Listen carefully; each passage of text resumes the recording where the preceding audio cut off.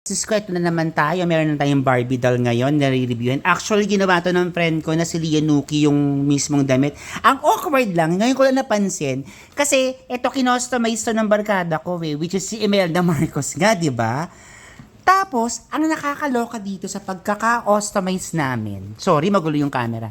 Ang nakakaloka dito sa pagkaka-customize namin is naka-yellow si Madam Imelda, which is kaaway niya yung yellow, diba? Tama ba ako, guys? Diba? Dapat, ba't siya naka-yellow? Ba't nga pala yellow yung inano namin? Tsaka ba't may panty na naman dun sa likod? Nakakainis na yung panty.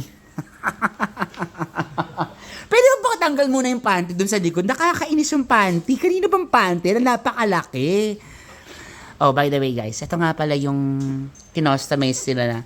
Ang ganda naman ng pagkaka-customize. Kamukhang-kamukha naman talaga siya ni Imelda Marcos, diba, guys? Oh. Tapos yung pagkakabid ng Pilipiniana niya, ang ganda rin talaga ng pag-aagawa. By the way, si Lianuki yung gumawa na to. So, add na siguro ilalagay ko yung name ni Lianuki at yung detalye ng pag-aagawa. Diba? Ang ganda.